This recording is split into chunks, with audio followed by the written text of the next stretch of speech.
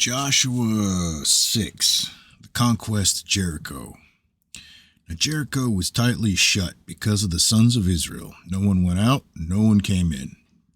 The Lord said to Joshua, "See, I have given Jericho into your hand, with its king and the valiant warriors. You shall march around the city, all the men of war circling the city once. You shall do so for 6 days. Also 7 priests shall carry 7 trumpets of ram's horns before the ark. Then on the 7th day you shall march around the city 7 times, and the priests shall blow the trumpets. It shall be that when they make a long blast with the ram's horn, and when you hear the sound of the trumpet, all the people shall shout with a great shout, and the wall of the city will fall down flat, and the people will go up every man straight ahead." So Joshua the son of Nun called the priests and said to them, Take up the ark of the covenant, and let 7 priests carry 7 trumpets of ram's horns before the ark of the Lord. Then he said to the people, Go forward and march around the city, and let the armed men go on before the ark of the Lord. And it was so, that when Joshua had spoken to the people, the 7 priests carrying the 7 trumpets of ram's horns before the Lord went before and blew the trumpets, and the ark of the covenant of the Lord followed them. The armed men went before the priests who blew the trumpets, and the rear guard came after the ark while they continued to blow the trumpets.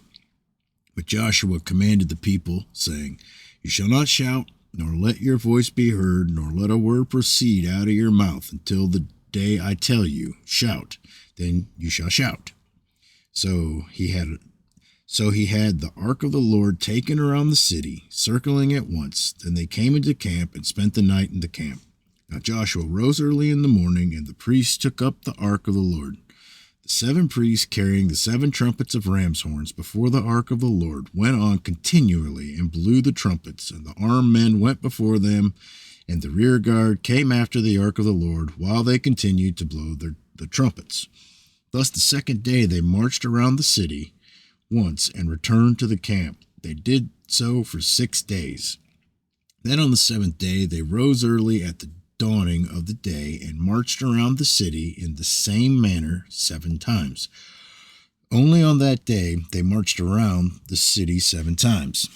At the 7th time, when the priests blew the trumpets, Joshua said to the people, Shout, for the Lord has given you the city. The city shall be under the ban.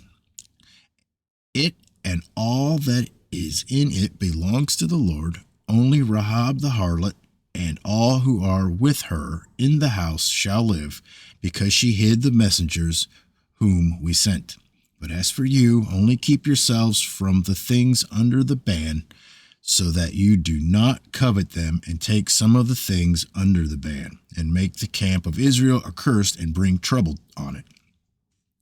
But all the silver and gold and articles of bronze and iron are holy to the Lord. They shall go into the treasury of the Lord. So the people shouted, and the priests blew the trumpets. And when the people heard the sound of the trumpet, the people shouted with great shout, and the wall fell down flat, so that the people went up into the city, every man straight ahead, and they took the city. They utterly destroyed everything in the city, both man and woman, young and old, and ox and sheep and donkey, with the edge of the sword. Joshua said to the 2 men who had spied out the land, Go into the harlot's house and bring the woman and all she has out of there, as you have sworn to her.